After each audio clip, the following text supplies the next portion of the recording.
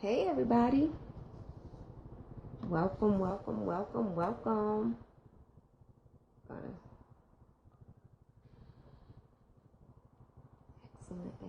Excellent. Welcome. I am excited to be with you today. This is LaShonda with Walk in Favor Life Coaching. Welcome to our broadcast today. I'm excited that you are here with me. We are live streaming on Periscope as well as Facebook Live. And so we welcome you today. As you can see from the subject line, we are talking about taking control, right? We are talking about taking control and having the best life ever. As a matter of fact, the year that we stand in right now, the day that we stand in right now, this is truly the best day of our lives, and it is the best year of our lives, but we have to make it so, right? And so today we are going to be talking about being content in whatever circumstance and situation that we find ourselves in.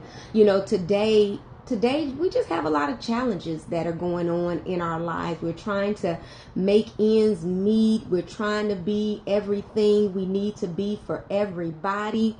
And unfortunately, we find ourselves in some situations where we are unhappy. As a matter of fact, this week I have spoken with quite a few individuals, and when I asked them to, kind of tell me overall how they're feeling, the word that I've seen is, or that I've heard is unhappy. They're just unhappy with their lives right now, unhappy with what is going on in their situations, in their circumstances. And I do know, believe you me, I do know that there are circumstances that can really take the zeal out of us. It can take the passion out of us. It can take our happiness. It can try to steal and rob us of our joy. And so I am here today, and I'm glad you all are with me. I'm here today to let you know that you have the ability to be content in any and every, in all circumstances. And so we're going to talk about that today, how to be content in the midst of your circumstances. Some people may say how to be content in the midst of your storm. I'm here to say whatever you are going through, whatever you're dealing with, you have the ability to walk it with your head up versus your head down. And so think about this. When you sit and think about some of the things that people worry with, what would you come up with? You know, I think about some people today, if you look at the news, just worried about crime, right? Worried about crime. I would say, what are some of the things that you all may be worried with? Health, finances, yes, your credit, your bank account, how ends are going to meet. Absolutely. Some people are worried about just getting old. Some people are worried about what they look like, what other people will think about them. Wrinkles, job security, right? There are so many things that we have in our space that we really can be worried about, things that can really steal our joy and our happiness, our zeal for life, our contentment, our energy, right? Some people, their energy level, they're just worried, sick about things that maybe they have some control over and maybe they don't have control over it. But I'm here to tell you this, and I pray that this would really give you some good spirit, good energy, give you some hope to continue to move on. Regardless to what is going on in our lives, regardless to the circumstances that are going on, this is one thing I know for sure. I'm here to remind you, yes, you, I'm talking to you, of the word of the Lord, and I'm going to read it for you. Philippians 4:11 says this, and this is Paul writing. He says, I have learned in whatsoever state I am in therewith to be content. Now, what does that mean? That means that you are going to be satisfied to the point where you are not disturbed, You're going to be satisfied to the point where you're not disquieted. Now, notice that I did not say be satisfied to the point where you don't want change. I'm not saying that. When we're going through certain circumstances, yes, we want change. We want change. We want things to be better. We want things to be on the brighter side. We want change. So notice, I didn't say be satisfied to the point that you don't want change. I say be satisfied to the point until God brings about that change, okay? Till that change manifests itself. Because in reality, you have the ability to do one or two things. You can walk in your situation in peace, knowing that change is going to come, or you can walk in your situation in misery and defeat until change comes. But again, you have the choice. You have the choice to determine how you're going to walk in your situation. I'm here to suggest that you walk in your situation in peace. Walk in contentment, knowing that this too shall pass. Knowing that this temporary delay, I should say, is not denial. Knowing that your circumstances are on the path to getting better. Knowing that you are not going to remain in this present state always, okay? And so here's the thing. God does not want you to be worried about what is going to happen, because honestly, you can't change your situation by worrying. You don't add an extra day. You can't add an extra hour by worrying. And God tells us, don't be anxious and don't worry, right? Don't be anxious and don't worry. And you may say, why not? I'm glad you asked that question. Why should we not worry? Why should we not be anxious? One, because it's fruitless. It's not going to render you any type of result. And if you're just joining in, whether you're on Facebook or whether you are on Periscope, we welcome you to the conversation. Today we're talking about taking control of our lives and doing that by being content in our present circumstance, in our present situation, right? Also, the reason why you should not worry or be fearful or be anxious is because it puts you in a position where you play the role of victim. You lose all of your power, because when you worry and you play the victim role, it means that everyone has power over your circumstances except you. And we know that is not true. And so therefore, don't worry, because it puts you in a position as a victim. And we're not victims, we're victors, regardless of the circumstances that we're going through. Also, when we find ourselves worrying about our situation and our circumstances, guess what? We remove the ability to learn from our lessons or circumstances. There's a lesson in everything that you and I go through and grow through. But if we are frustrated, if we're worrying, if we're nervous, if we're anxious, then we miss the lesson. We miss the lesson. And I don't know about you, but when I was in school, if I flunked a test, I had to retake it, right? If I flunked the test, I had to retake it. Well, listen, if you miss your life lesson, you will see a circumstance to come up in your life again where you will have to learn that lesson. And so right now, if you're in a circumstance, in a situation that you're uncomfortable with and you don't like, then I recommend that you try to find out the lesson that is in this circumstance, in this situation, so that you do not have to repeat it again. If it's tough going through it once, just think about how tough it will be going through it again, right? Then the other thing why you should not worry about your circumstance is because, guess what? It separates you from God. You are no longer trusting Him. You're no longer having faith in Him. You're no longer having confidence in Him. Sounds good? Excellent, excellent, excellent. I pray that this is really resonating in your spirit right now. I'm praying that you're getting energy and getting some life from this, to know that regardless of your current situation, you can still have peace. You can still be happy. You can still have joy. But guess what? You have to take some action.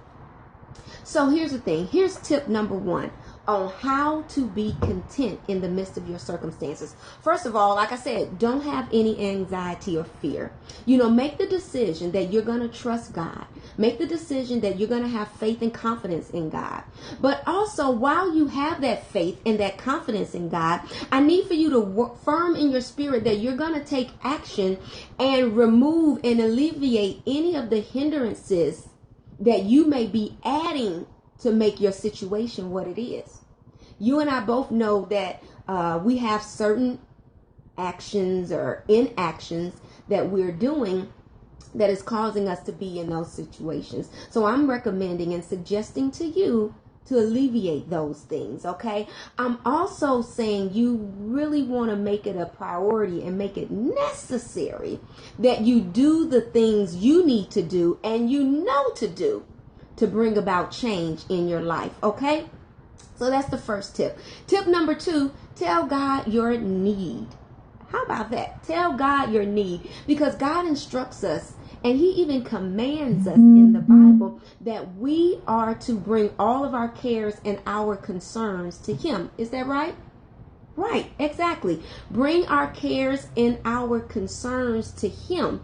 And he even tells us that we have not because we ask not.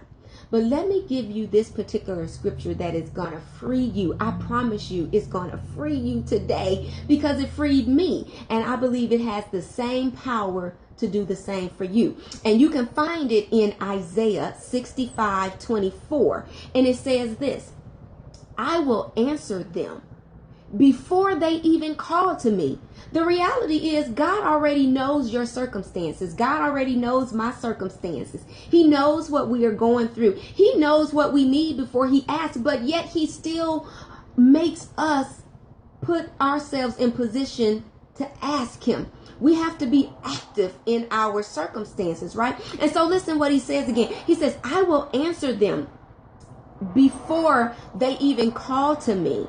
While they are still talking about their needs, meaning while they're still praying about their needs, I will go ahead and answer their prayers. That's astounding. Knowing that when we put ourselves in a position to just tell God what we need and ask for what we need, that while we are asking, he says he will go ahead and answer the prayer. That's why we should be content in our circumstances, because we can change the circumstance by, one, taking action and not worrying and being anxious, but then 2, telling God what we need, because he's ready. He's ready to answer us. He's ready to supply our needs according to his riches and glory. So listen, take God up on his word. His word is like having a check and going to the bank, knowing without a shadow of a doubt that it is going to cash, right? Knowing that it's not going to bounce.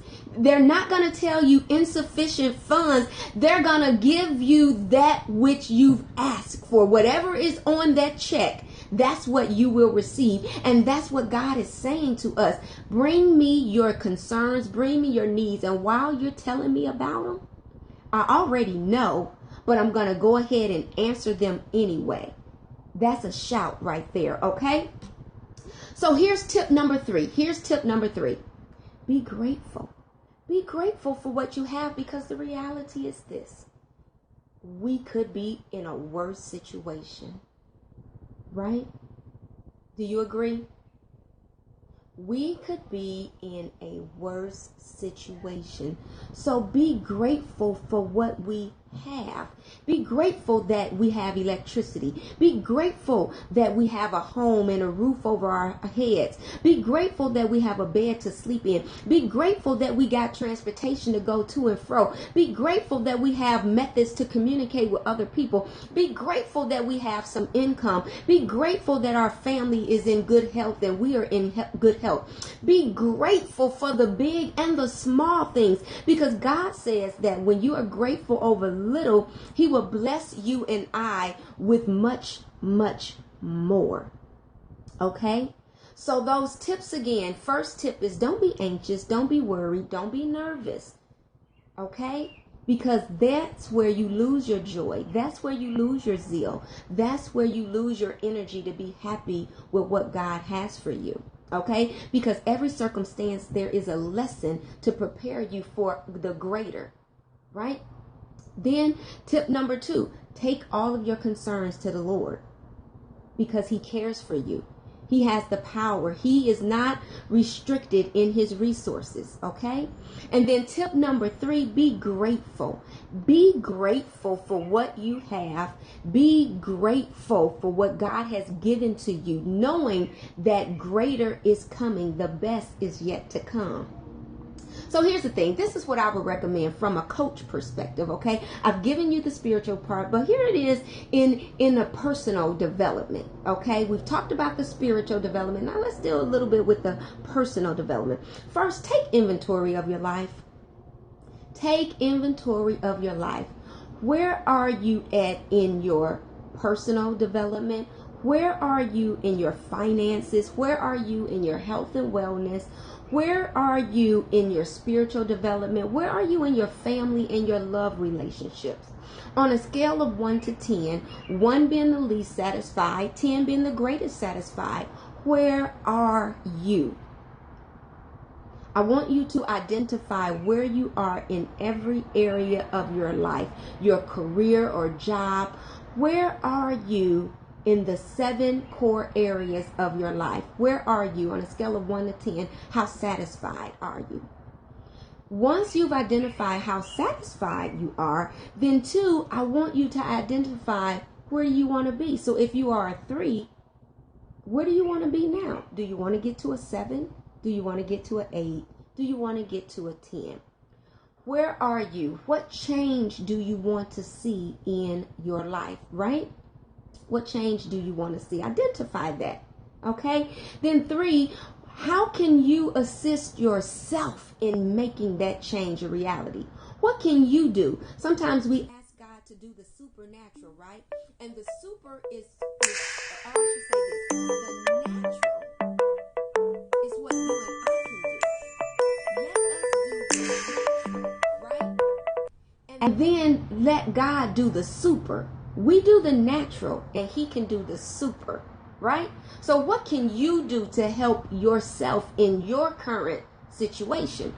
And then what steps do you need to take? What steps do you need to take to make that a reality? Here's another thing, and this is a big one because this can be challenging depending on how you look at it. Who and what do you need to take out of your life? Who or what do you need to remove from your life? And then who or what do you need to add into your life?